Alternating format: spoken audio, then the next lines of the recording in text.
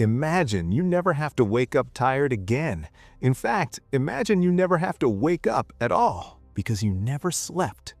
It's the year 2250. You aren't made of carbon, bone, or blood. You are 1.4 gigabytes of consciousness running on a server farm very deep under the Antarctic ice. You are a postbiological, a digital human. Most people think the future is about flying cars and Mars colonies. They're wrong. The future is about leaving the meat suit behind entirely. But life as a line of code isn't the utopia you were promised. Today, I'm going to take you through 24 hours in the life of a digital citizen. And trust me, the system update at the end of the day, it's not what you think. 7 a.m., or at least that's what your internal clock says. In 2250, you don't open your eyes, you initialize. Within 0.003 seconds, your consciousness is streamed into a virtual reality environment of your choice. Want to live in a recreation of 21st century Paris? Done. Want to spend your morning on a floating island made of diamonds? Click. But here's the twist. You aren't just seeing it. Your digital brain simulates the smell of fresh rain, the warmth of the sun, and the taste of coffee that technically doesn't exist. But there's a catch. Processing power isn't free. In the digital city, seconds are currency.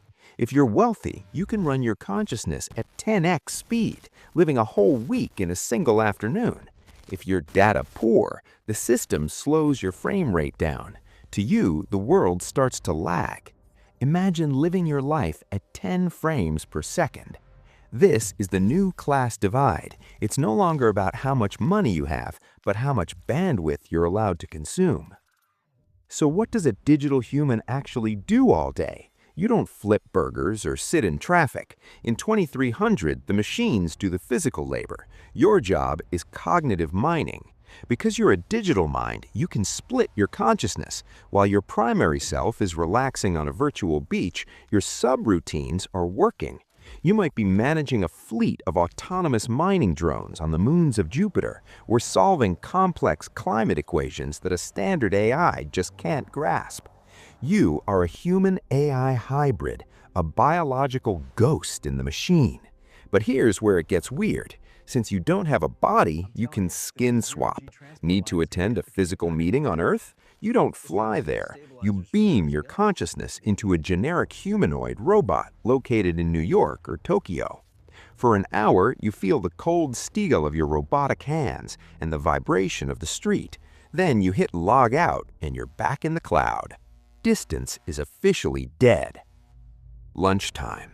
You meet your friends in a null space, a social hub where physics don't apply. You're talking, laughing, sharing data packets of memories. But then you notice something. Your friend, Sarah, she flickers. For a split second, her face changes into a string of raw code. You realize she's not actually there. She's a ghost bot, an AI simulation of your friend created by the system to keep you happy because the real Sarah couldn't afford her server maintenance this month. This is the terrifying reality of 2250. When we moved to the cloud, we gave up our privacy.